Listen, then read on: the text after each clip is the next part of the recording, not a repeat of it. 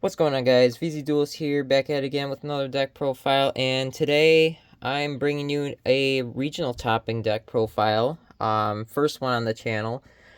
And what I went in with was Snake Eye Fire King, of course the meta. Um, so overall, this deck was amazing. It performed stellarly, and my only downfall was honestly just me misplaying in a couple of my rounds, and the worst one being literally the last round. And the major reason for that is I was just not being very time efficient personally, because otherwise I did have hands that would just clear through boards, and I was honestly slated to making at least top 8 had I played the ninth round a little bit better. But of course, that is to my fault. So we learn a little bit, and I've learned that I need to work on siding a lot faster and getting kind of a little bit quicker on thinking out my plays. But just so long as you think methodically, you can kind of just play out your deck appropriately. And like today, just nothing felt like there was anything really wrong. Of course, there were some situations you can't beat through, but then there was a lot of situations where you just have to think it through. But anyways, this deck performed stellarly, so I figured I'd share it with you guys. Um, so yeah, we'll just get right into it. We'll start with the engine cards, which I kind of had laid out here, and that's going to be, let me get rid of this guy. We have the standard build of 3 Ash, 2 Poplar, 1 Flambers, 1 Oak. So that's it for the Snake Eye monsters. We only run 1 Debelstar. I know people have been having 3 and sometimes 2. And rarely do I ever see deck profiles that do the 1, but unfortunately I wasn't able to pick up any additional Black Witches past the big price jump, and I figured I did not really want to commit into buying another one of these, so I just left it as is, and that's honestly all I needed. It performed perfectly fine with just the 1. But yeah, that's the Snake Eye engine for the monsters. And then the Fire Kings, you have the 2 birds, the Arvada, and the 2 Kirans. As much as I want to run the 3rd Kiran bricks so bad in hand. I know everybody says that in their deck profiles, is that Kiran bricks like really hard, and it does. But you can't really do anything with it other than use it as like an imperm prevention or Veiler prevention. So it still does have its uses past that. And then also, if you have like a fire in hand, you could use it as a extension. So like, say that your only play is, I don't know, normal summon Ash. You have another Ash in hand. You could pop that Ash and go into Kirin, Hida, special summon their Ash, whatever the case may be. But this is still a good card. Running 2 is good, even though you could kind of recur it and loop it later in the game. But still, just having the 2, search 1 later, get through 1 early, still kind of a much needed call. I never took the second one out. I know some people do, but I never felt the need to do that. As for the engine spells, we got 3 Wanted, 3 Bonfire. We got 1 Original, 1 Temple, 1 Sanctuary, 1 Island, 1 1-for-1. So a lot of people I've been noticing, kind of cutting out Sanctuary almost for like more hand trap spots. And to that I say that you still have enough hand trap spots. It's just allocate them to the most important ones. Sanctuary is still a very good card, and I really only ever see me siding it out if I know I'm going second, just because of the fact that or if I'm going second and I need that extra spot in my deck for like an extra hand trap in the side or something. But this Sanctuary, it's very crucial in that it's another face-up card that you can use to send for the Bellstar, to send for a Snake Eye effect, to send for anything. So it's another card on field. Very useful for that. So that's why I feel the need to run that. And then plus there are some times where You might get a slightly bricky hand. I know I've had some hands where it would just be like Kieran with Sanctuary. If it was a hand trap, I wouldn't be able to really play that out. But with that, I could Sanctuary, pop the Kieran. Now I have a Fire Beast, Beast Warrior, Wing Beast to do the whole Kieran line and all, or the Garunix extend into another without normal summoning line. But no, this card is still pretty good. I still highly recommend it. The one duelist that I was talking to, who was my opponent, he was asking about this in regards to Ghost Ogre on the island, and personally, I haven't run into that issue where I had to protect this from a Ghost Ogre. Maybe once, but then I just protect it. And then I mean, it didn't really serve its purpose in terms of protecting Island. It was just a good extra card on field. So that's how I see Sanctuary as being for this deck. But of course, the protection is still nice because you never know. There might be Ghost Ogre or something to destroy it. So that's it for Engine. Now we get to the hand trap lineup. 3 Ash, 3 Veiler, 3 Nib. Oh, that's not right. 2 Droll. Let me look through this real quick, because I definitely have something wrong here. 1, 2, 3, 4, 5, 6, 7, 8, 9, 10, 11, 12, 13, 14. Yeah, that doesn't belong there. Alright. So that being said, 2 Droll. So that's it for the monster hand traps. Ash, good against pretty much any and every deck in some way, shape, or form. It gets discarded, so it doesn't have to go to graveyard to negate something. So God forbid you run Shifter, which luckily I didn't this tournament. Shifter really kills my deck, and I hate the card. And I'm glad I didn't get to see it at all in this tournament. So that's probably partly why I placed where I placed. Veiler is also very good against any non-Shifter deck, because you could just negate any monster effect in the main phase, which I know people play Ghost Mourner, but I feel like this card's a little bit better in that you can activate it at a miscellaneous time. So, like, say that somebody's got an Appaloosa set up to protect their board, and say that you have these two in hand. If you had Ghost Mourner, you're not going to be using Nib that turn then, because the Appaloosa is just going to negate the Ghost Mourner. And then later in the turn, when you do go the Nibiru, then, oh well, the Appaloosa can negate that too. This way, Veiler can be activated at any point. So you would do the Nibiru, they would try to do the Appaloosa, you chain the Veiler then and there. So Veiler is much more flexible in terms of its timing. That's why I prioritize this over Ghost Mourner. The 2 Drolls, certain decks search, and I mean every deck kind of searches to some degree. But like a lot of people are saying, is that Droll is not really that impactful against like pure Snake Eye. In certain other decks, it's kind of minimal too. But in the other matchups like Voiceless, it can sometimes really cripple them. So at least having the ability to see them is still good. But to not have a hand flooded of them is also very good. But then it also leads into the spells portion of the hand traps is the 3 crossout designator. In case one copy is in your hand, you have another copy in deck, so that you could still use your crossout designator. Worst thing you want to do is have only one copy in your deck. You drew it with the crossout. You're doing your plays, and then your opponent drolls you, and it's like, well, the only copy is in my hand, so I can't designator that one. But yeah, this card right here it's a must. In this kind of a hand trap heavy format, it is a must, and especially when you are playing the meta, it's a must. Because you're going to be seeing a lot of people play it. In my case, I faced up against the deck. Let me see.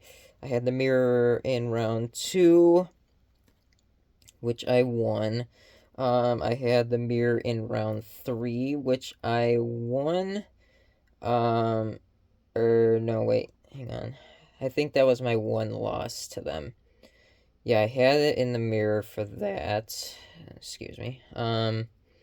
Then there was a Snake Eye in round 5, so you could sometimes hit Bonfire, which is exactly what I did. My opponent was pretty much a bad hand, so then I knew it when they had the set to pass. And then when it came down to turn 3, because I couldn't push for game that turn, he had Skill Drain, which is an interesting tech. But no, it was good. You call a bonfire, you run a three of a bonfire, three of ash. So just depending on what it was, that was it. This is good against engines if you're playing the meta that everybody else is playing, the tier 0 decks. And then I did play against it one more time in round 8 where I won as well. But yeah, so other than with this hand trap lineup, this is good against engine, especially when you're playing the deck everybody's playing. Um, One droplet. I played one droplet for mainly voiceless, but just for any other deck, just to help break through boards. You just never know when you might need that extra negate power and something that can't be disrupted by your opponent, and droplet serves that purpose perfectly. Um, and then for every other niche application, just the 3M perm, because, a non-triple tactics talented version of Veiler is pretty nice on your opponent's turn. The only problem with Imperm is that when you're going first, you have to set it.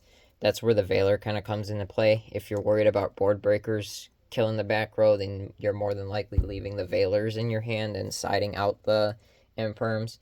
But yeah, so we'll go into the extra deck before we get into the side. So this is the interesting part. Probably gonna have this in the title or on the thumbnail or something, because this is the big thing about my build. All right, so we're gonna go Anima. Rest in peace, Linkuriboh. I mean, well needed. It needed to go.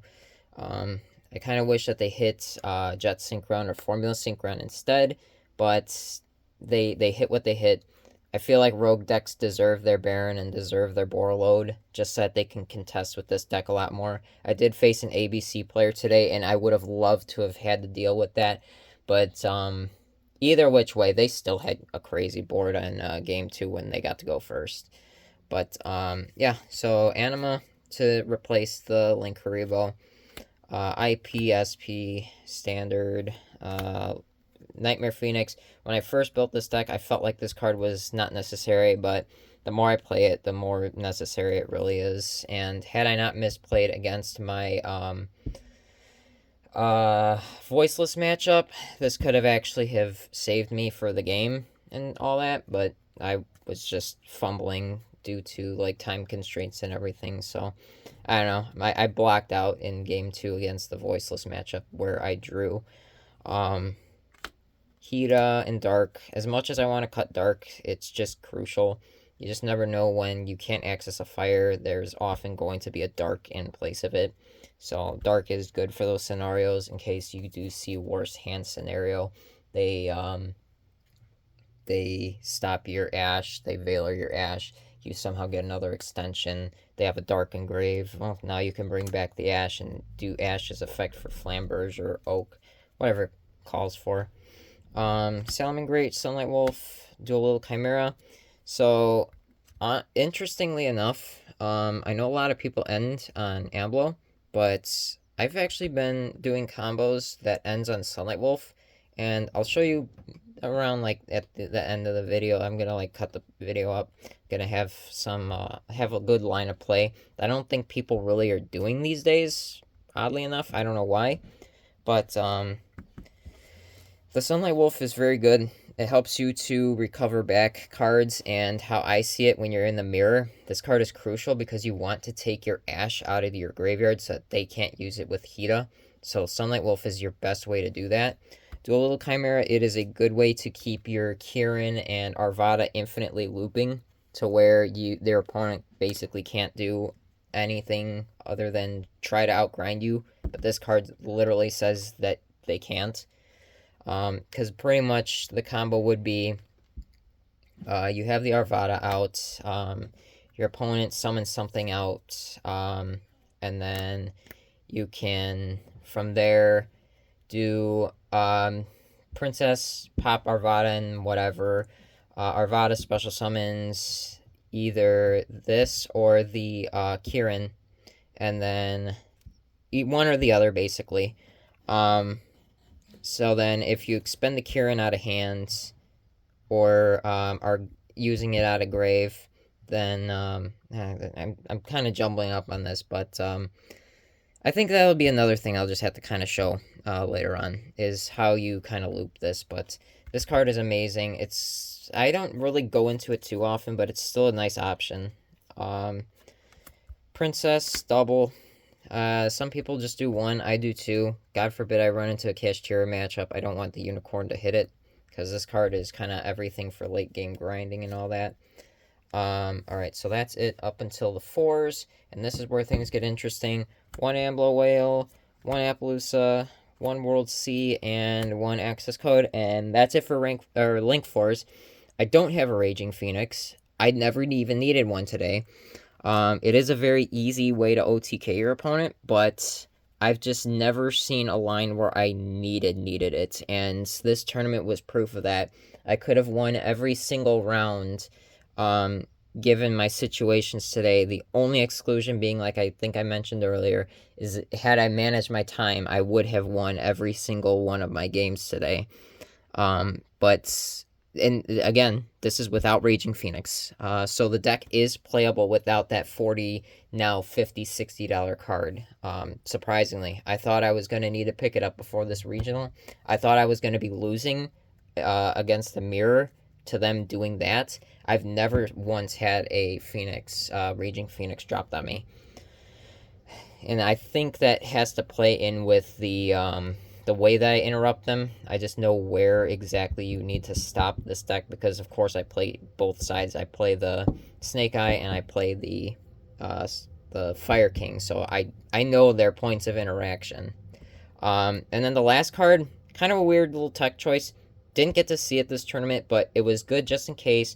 And I shout out to my friend Trevor for providing me with it last minute. It's the Fucho. The concept behind this card, if I do get shifted, if I do get drolled or whatever, if I'm facing up against Tenpai, this card, you just bonfire add Ash, and then normal Ash, search out Poplar special, Poplar search original. You overlay into this in defense, then you pass turn.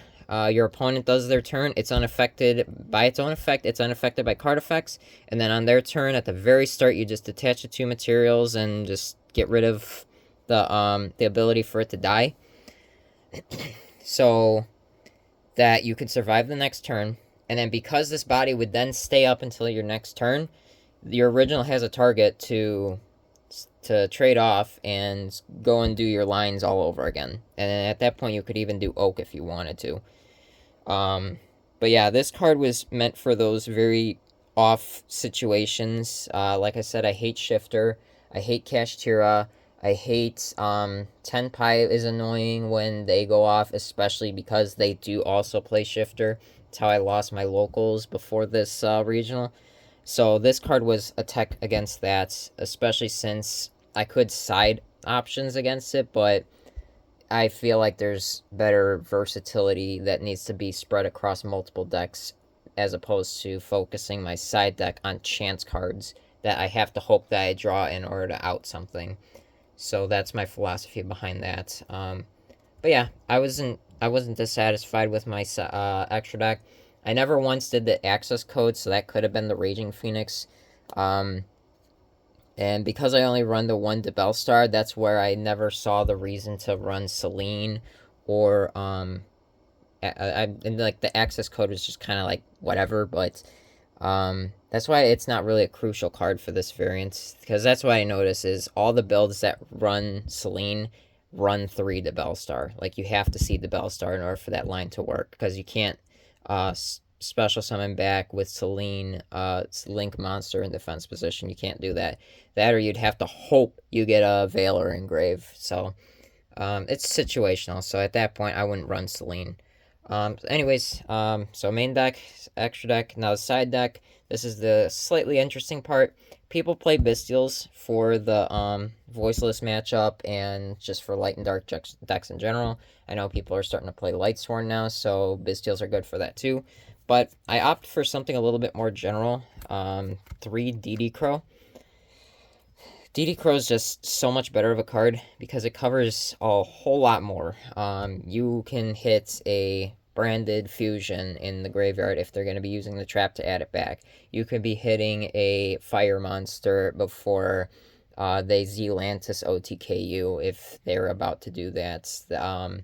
Sure, Valor can potentially work, but this gets rid of the problem and gets rid of their ability to recur. Then their Zealantis resolves and they effectively did absolutely nothing to you. But yeah, this is very good, and against my variant, the Fire King Snake Eye variant, this thing is especially crippling because people don't tend to end on Arvada the way that they should be. And again, I'll show you the line that I usually focus on trying to do with this deck that people haven't been doing for whatever reason. I just feel it's the safer line and the best way to play this out. But yeah, the DD Crows are for just like about anything.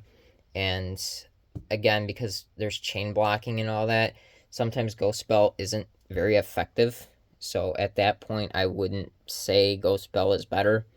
So that's why I ran the 3 DD Crows, and they did actually come up. But again, my Voiceless matchup, had I not blanked out, I actually planned how to use this card, and I just, when he activated a card, I just shut down and just completely forgot to use the DD Crow. That was literally all the difference in that game 2. Then it wouldn't have even gotten to where we had a game 3. But so that's the DD Crows. We do still play the 2 Ghost Spell just for coverage.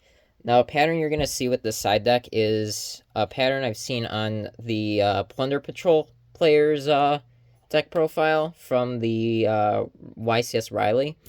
I like their philosophy. I've had that philosophy for the longest time, is that it's always best to have, instead of 3 copies of a particular card, to have like split copies of cards that essentially make the same impact, but don't have the same name.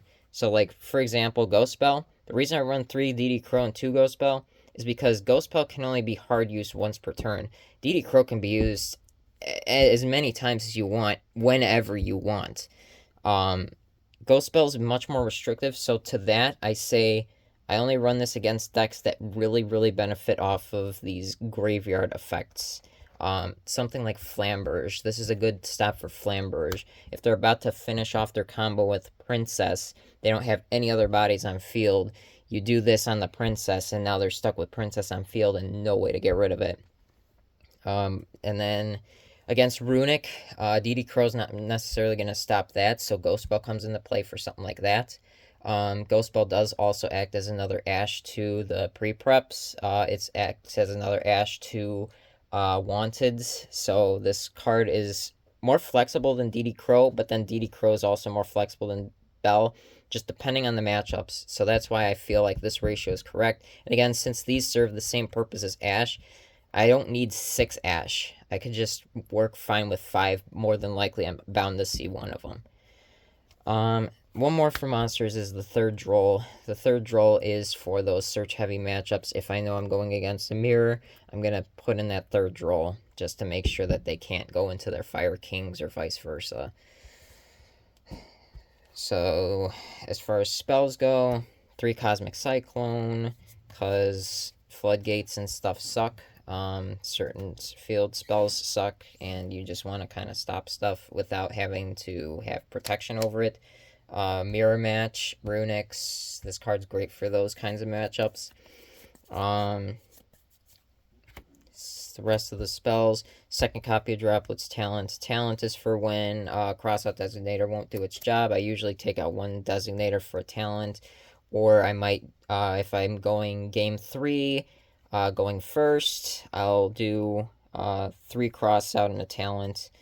That way I can either safeguard my plays or check and see what my opponent's got in their hand. Droplet, again, for those oftentimes instances where you have to get your negate through. Voiceless, like this goes back to Voiceless. In the tournament, my Voiceless matchup, he had the Odd Eyes Ritual, he had the Saravis, and he had Skull Guardian on field. For whatever reason, he let me play through my combo. He let me do my Bonfire, he let me do my Poplar.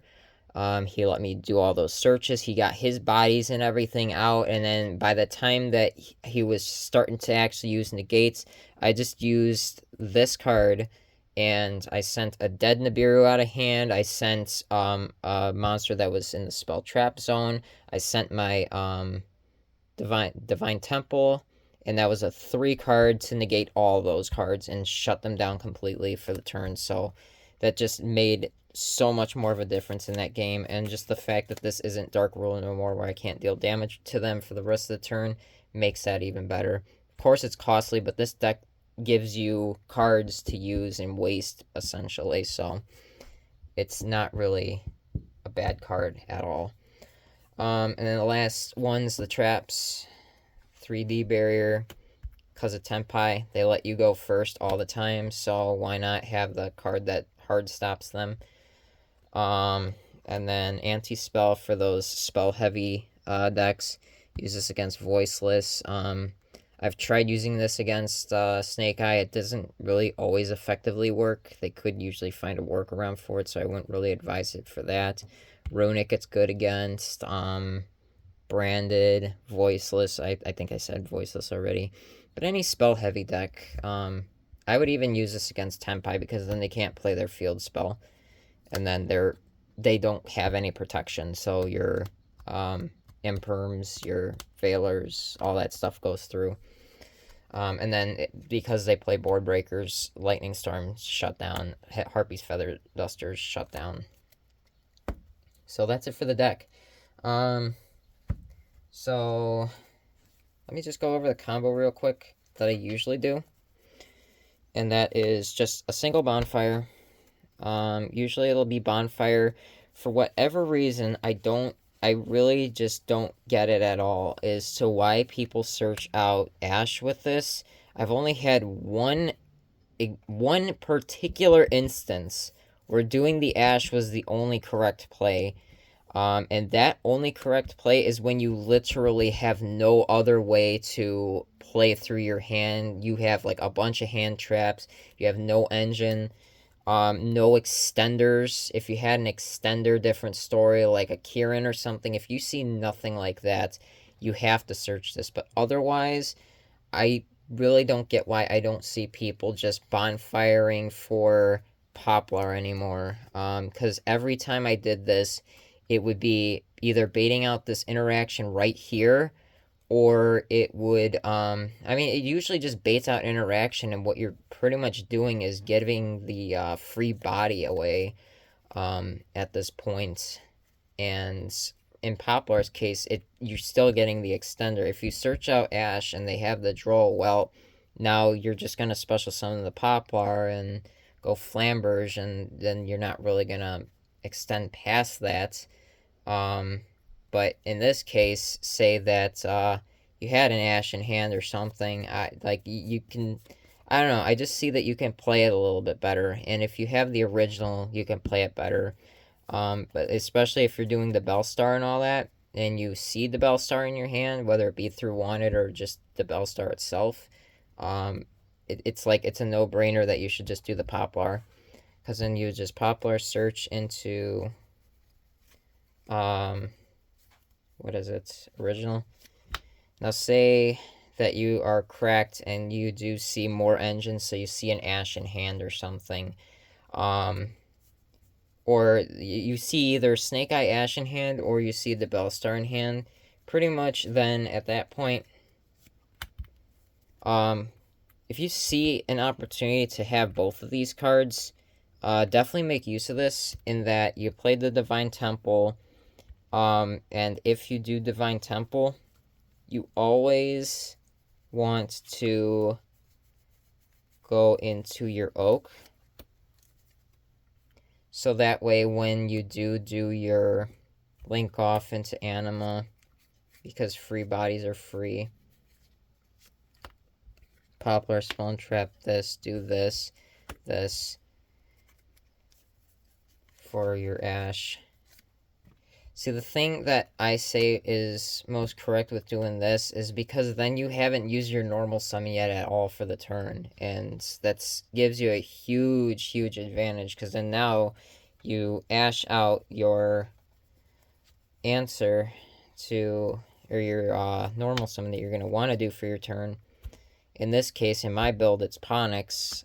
Since here's the oak right here, you're going to Ash here, get the oak in the graveyard, get your Flamberge out. Now, if your opponent has Nib at this point, you're going to be getting your bodies out. And then at this point, you normal summon Ponix, search out your Sanctuary place, go into Islands, and then you just do your island line. And again, if they try to nib you at any point here, then they're still going to give you bodies, they're still going to give you Princess. So what you're going to basically do here is, going a step ahead. Island, search out, Garunix, special summon Garunix, destroy the Arvada. Arvada special summons this out. Now you have 3 bodies here. You could just instantly go here into your Princess. And then from here, you do Princess effect, special summon Arvada. Now Arvada is completely alive. You can negate a Nibiru if they do try to drop it on you. So now that you have protection from this, see, people usually end with, I think I said it earlier, Ambler Whale this and IP. I just don't think that's correct. So then at this point you would do this. You would link those off, go into Salamangreat, and then what you're going to use your Flamberge to do is special summon out your Ash, or not your Ash, sorry, your Oak and your Poplar. And what you're going to do here, people use their Oak always to extend. I could see why if you're pushing for game. I can't see why if you're going first. What I would do here is Chainlink 1, Oak, targeting Ash. Chainlink 2, Sunlight Wolf, just to add back. Add back the Ponix, add back the Ash. Now you don't have really any cards for your opponent to heat up if you're in the mirror. You have Recursion here. You have a wall in case your opponent destroys something. So you have all this back in hand. Now you have a target for Arvada to destroy. And then on top of that, you have your IP. And just like that, I mean, now you have a way to Princess, whether it be here or here. Then you have IP to link off into either SP or Nightmare Phoenix or whatever you might need at that point. But that's the most correct way to play this that I don't see people doing. I mean, maybe there's something I'm missing, but this is the combo that's been working for me perfectly through this tournament. It just gives my opponent no room to really be able to nib you. And then as for the loop here that I was talking about, so we went through our Ponix because that's part of the line. There's our Arvada. We have the Garunix in the graveyard. We have our Chimera in the graveyard. So pretty much the loop with this would be that. Let's see here. So it'd be this. Alright. I don't know why I'm shuffling the deck. Alright, so you have this. You would do Arvada effect to pop the Kirin. We would then go, or no, I'm sorry. Let me see here.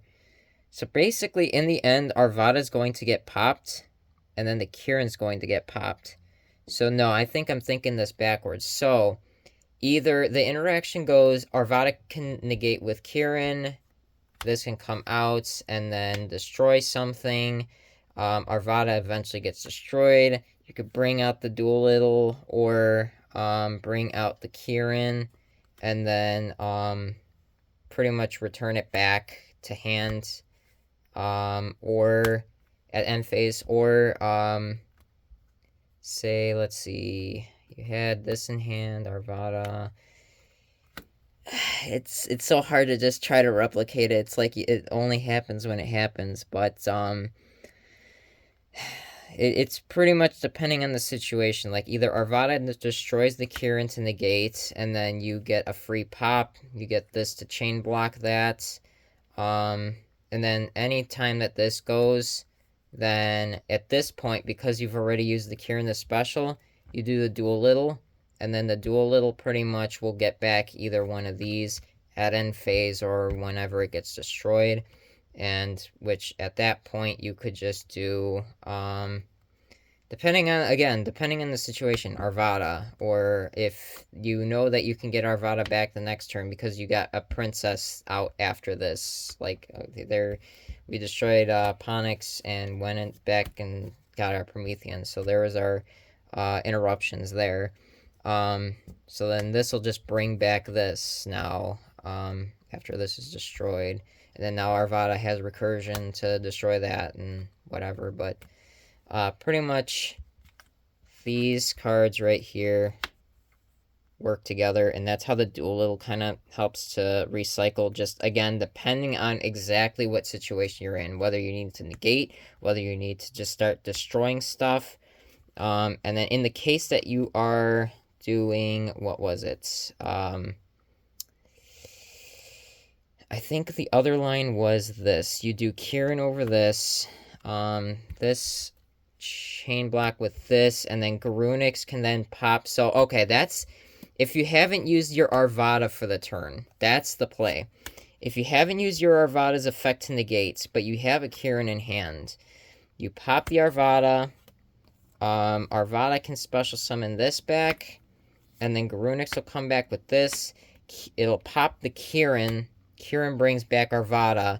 End phase, this goes, and then you add back the Kieran. That's the line right there. And then you have the Garunix to use for this, or worst case, the Arvada if you're worried about damage. But that's the line right there. I'm sorry it took me a little bit there. But yeah, so that's the purpose of Dual Little Chimera, is to help you recirculate your Fire King stuff and keep you pretty much floating in the game almost indefinitely. And this is also partly why I run the DD Crow, because sure, your opponent can Ghost Spell you, but as you could tell, I can chain block too. So as far as doing the Garunix or the Kieran, however which way I need to prioritize it, that's the way I have to do it. But yeah, that's the deck. That's the combos that I was pretty much focusing on for the most part, and what ultimately was like the most common denominator to my wins. But yeah, I hope you guys enjoyed this lengthy video. If you have any comments or questions, concerns, I mean, leave them in the comments. Sorry, I'm still a little exhausted from yesterday and still a little frustrated at myself. But anyways, guys, this is VZ Duelist signing off with his 25th placement at his first regional top. So this is a big day for me. But again, thanks for watching, guys. Wouldn't have been here without everybody supporting me. And you all have a great one and have good games.